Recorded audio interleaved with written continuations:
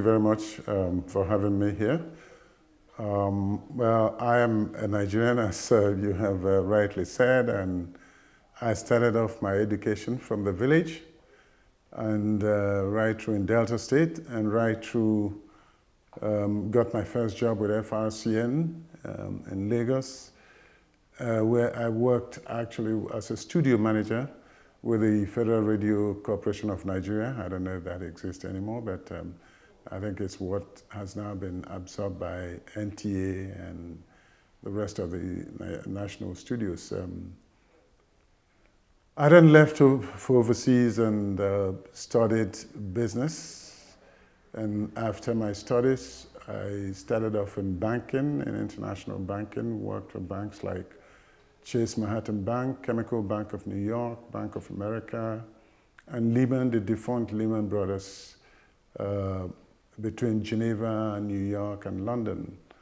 And back to Geneva at a certain point in my career, and then joined the United Nations Specialized Agency, the International Telecommunication Union, where I spent over 24 years and now retired and starting a project that has been close to my heart in Nigeria, which we're now working on. So I have two masters, if I put it that way. One in international management, an MBA, and an MBA, in addition from University of Lausanne and Cranfield School of Management in the UK. And yeah, that's the beginning or the foundation of. Well, put it this way, as somebody who had some technical background, and before getting into the university, I have always had interest in the development sector or something that relates to development.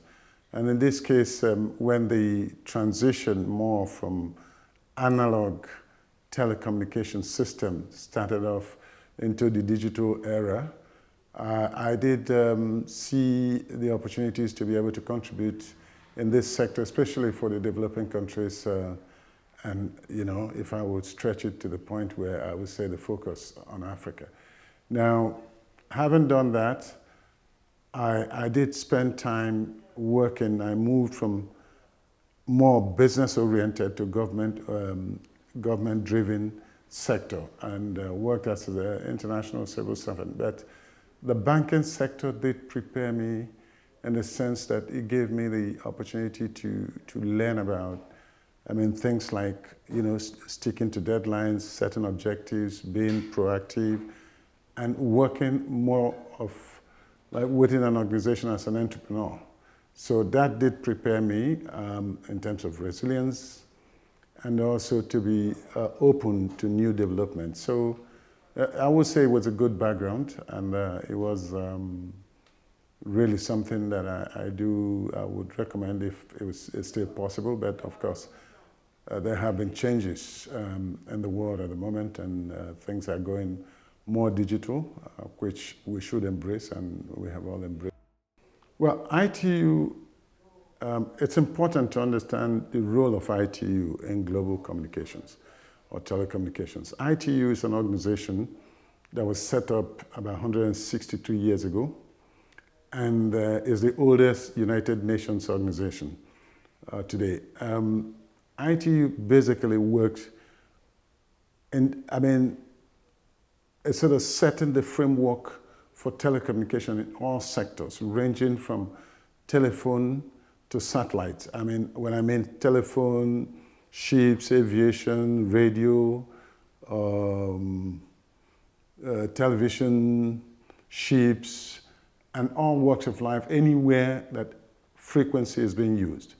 The most essential job of ITU is frequency allocation worldwide, and this is the reason why it is done on a treaty-based status. And then the ITU has, or the world come under the ITU umbrella to be able to discuss frequencies every 4 years, and then allocation is done, to the different countries and to the different sectors in order to avoid interference. And that's why, like a layman's example is why you You are able to broadcast in Nigeria and you do not interfere into Benin Republic or into Niger, because there are territorial boundaries that are being controlled based on the frequencies that are allocated.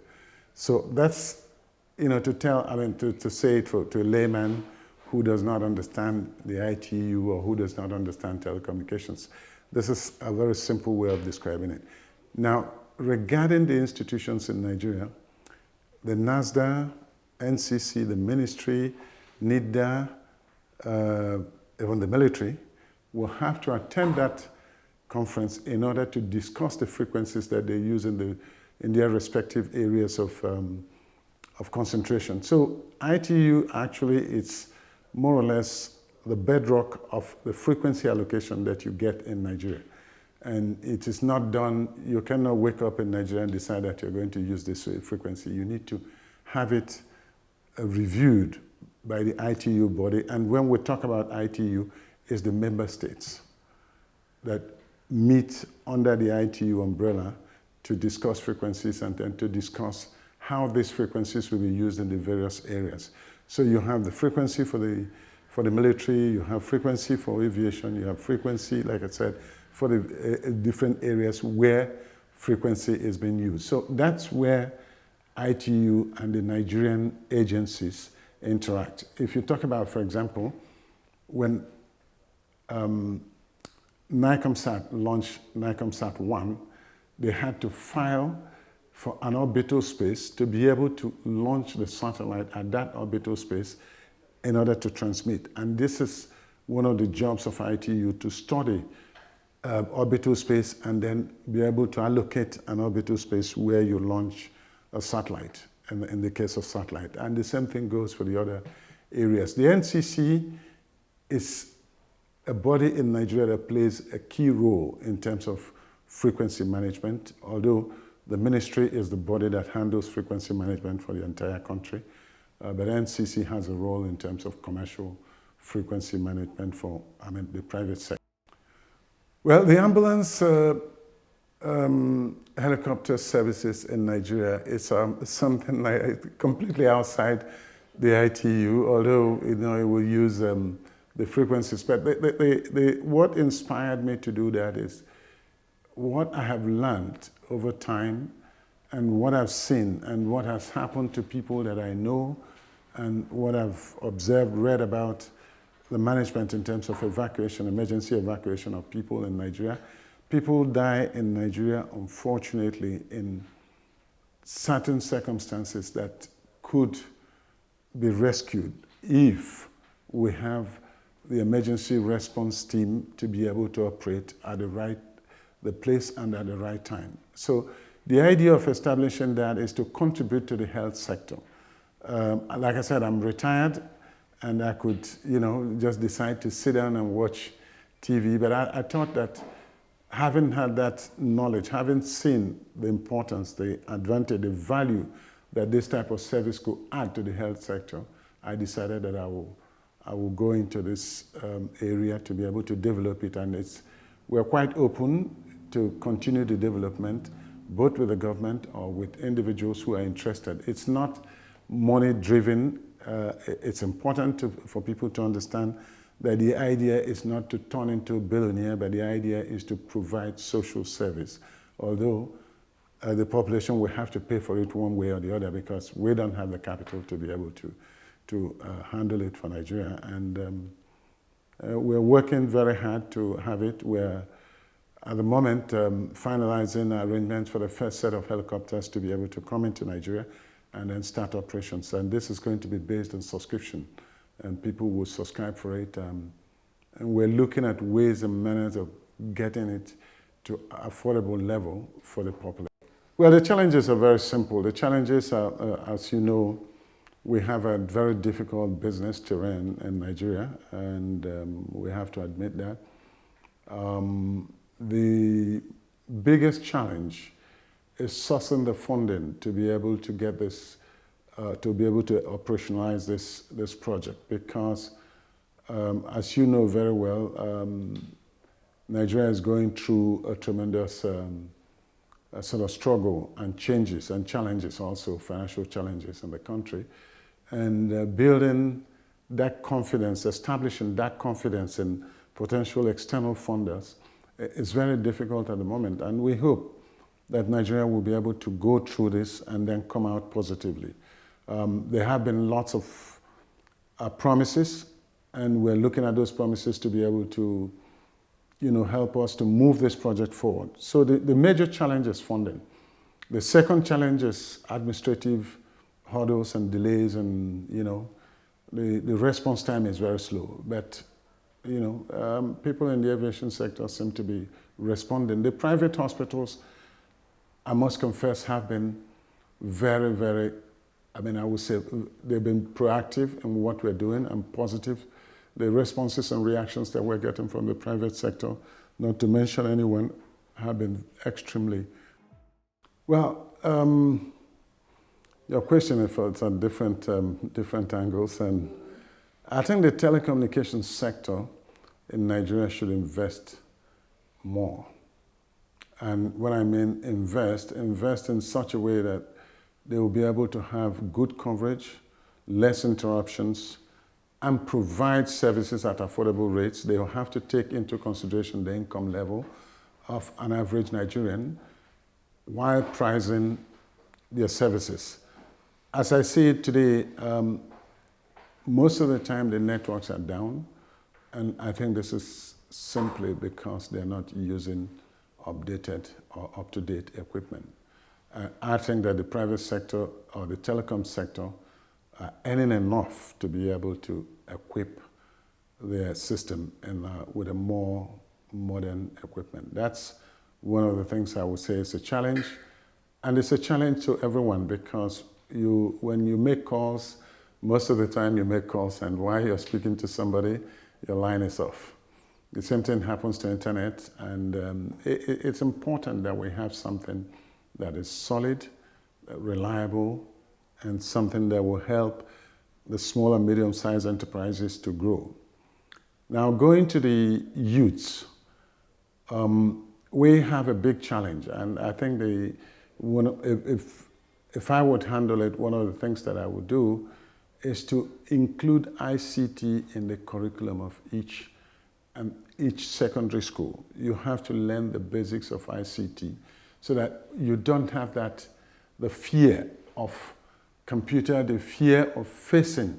But we have to do it in a positive way, that it becomes part of the system. Because today, ICT, computer system, people use telephone, you do internet banking, you do basically everything with your computer or with your telephone. So it is important that the young or the youth would start getting, embracing the technology from an early stage, and then that will help them that will propel them to a higher level when they get to university and higher institutions. What we have today is that you have to get to higher institutions to be able to have access to computer, even to see computers and use it and touch and feel. I think we have to drive it down to the secondary school level and create that enabling environment that will help the youth to build and to grow with the system. A friend of mine used it, he said to me one day, what did he call it? BWB. He said, BW, he said, born with computers. But then those who are born with computers have no access to computers. I know we're struggling, but I think the school system will have to address this issue at an early stage. And this is one of the reasons why I think that the telecommunications sector, they're addressing the issue of artificial intelligence, which is perfect. Now, you have to have the foundation, the fundamentals to be able to drive yourself to artificial intelligence, and because it involves coding, it involves programming, it involves lots of things. So you have to have that background to elevate, get elevated to the level of artificial intelligence. And we're doing very well. Nigerians are doing very well. One of the young men that are now the guru of robotics is a Nigerian. I think today he's the highest paid in the world in terms of robotics. But that's 1 out of 1 million. We need to have millions. doing that, and we need to have all the kids, all the youths to be able to embrace this, because whether you're a medical doctor, you're an engineer, it doesn't matter which field you get into, you will need that computer knowledge in order to be able to drive your profession forward. So I would really advise not only Nigerians but Africans to embrace computer system, to embrace the ICT world and be able to live with it, because it is the future. It's already there and it will continue to grow, and I think that the youth will be the ones.